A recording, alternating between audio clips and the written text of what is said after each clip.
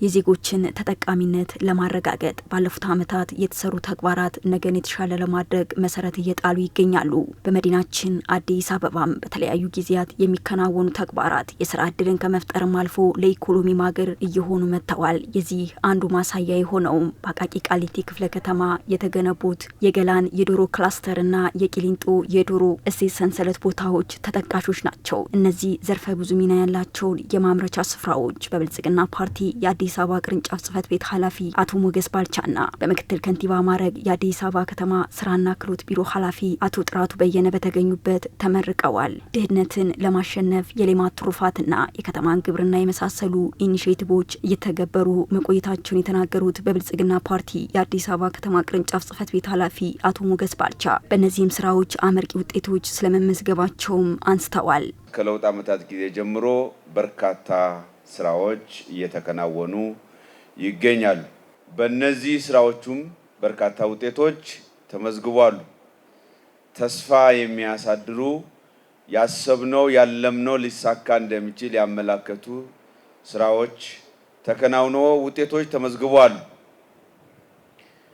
ሁለንተናዊ ብልጽግናን እንጎናጸፋለን ስንል በአጠገባችን ያለ አብሮን ከኛ ጋር ያለ ሁሌ በእለት ተእለት ኑሯችን የሚፈታተነን የሚያሰቃየን ድህነት፣ ኋላ ቀርነት አብሮን አለ። ይህን አብሮን ያለን ድህነትና ኋላ ቀርነት ግን ተግተን በመስራት ለፍተን በመቀየር አገራችንን ሙሉ ብልጽግና የተላበሰች ማድረግ ይኖርብናል። እንደ አቶ ሞገስ ባልቻ ገለጻ ተረጅነትን በዘላቂነት ለማስቀረት የስራ ባህልን መቀየር ቁልፍ ጉዳይ ሊሆን እንደሚገባም አክለዋል። የልመናና የተረጅነት አጋዥ ሆኖ የሚስተዋለው ስንፍና ነው። ስንፍና ካለ አእምሮ ቀለል ባለ መልኩ ራሱን ለልመና ለተረጅነት ይጋብዛል፣ ያመቻቻል።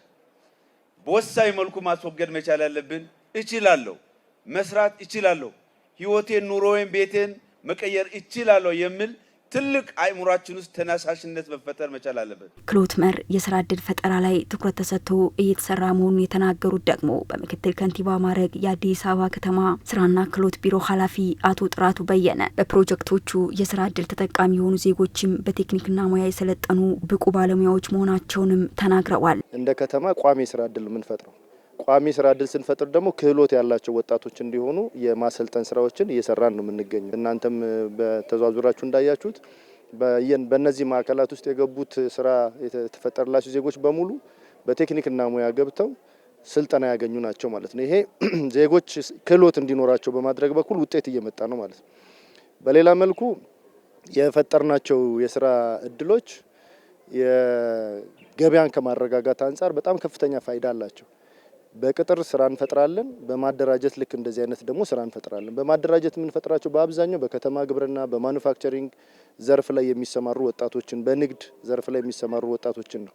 እነዚህ የሚሰማሩ ወጣቶች ደግሞ በተመጣጣኝ ዋጋ ነው ምርቶቻቸውን የሚያቀርቡት። በዝቅተኛ የኑሮ ደረጃ ላይ የሚገኙ ዜጎችን በማሰልጠንና የስራ ዕድልን በመፍጠር የበርካታ ዜጎች ህይወት መቀየር የቻለ መሆኑን የተናገሩት ደግሞ የአቃቂ ቃሊቲ ክፍለ ከተማ ዋና ስራ አስፈጻሚ አቶ አለማየሁ ሚጀና ናቸው። በዝቅተኛ የኑሮ ደረጃ የሚገኙ ነዋሪዎችን የኑሮ ጫና ለማቃለል የስራ ባህል ለውጥ በማምጣት በከተማ ግብርናና ሌማት ትሩፋት ስራዎች ከግለሰብ እስከ ቤተሰብ ፋሚሊ ቢዝነስ በዘርፉ በቂ ስልጠና አግኝተው የሙያ ባለቤት እንዲሆኑና ስራ ተፈጥሮላቸው ከስራ ፍጆታ አልፈው ለገበያ በማቅረብ ምርት አቅርቦትን ከፍ በማድረግ ለገበያ መረጋጋት የበኩላቸውን እንዲወጡ ሙያዊና ግብዓት ድጋፍ በማድረግ የበርካታ ነዋሪዎችን ህይወት በዘላቂነት ለመቀየር ተችሏል። የስራ ዕድል የተፈጠረላቸው ወጣቶች በበኩላቸው ያገኙትን ዕድል ተጠቅመው ህይወታቸውን ከመለወጥም አልፎ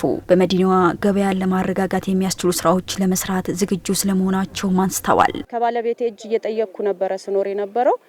አሁን ግን እግዚአብሔር ይመስገን በራሴ መንግስት በሰጠኝ ዕድል የተመቻቸ ስራ እየሰራው ነው። ይሄንን ቢዝነስ አስፍተን ደግሞ ለሌሎች ሰዎችም አሪያ መሆንና ሰዎችን ወደኛ በመሳብ ስራ ዕድል መፍጠር ነው የኛ ዋናው ሀሳብ ማለት ነው። ወንድ ድሮ ገበያ ሄጄ ዶሮ ልግዛ፣ ገበያ ሄጄ እንቁላል ልግዛ ብሎ ብዙም አያስብም።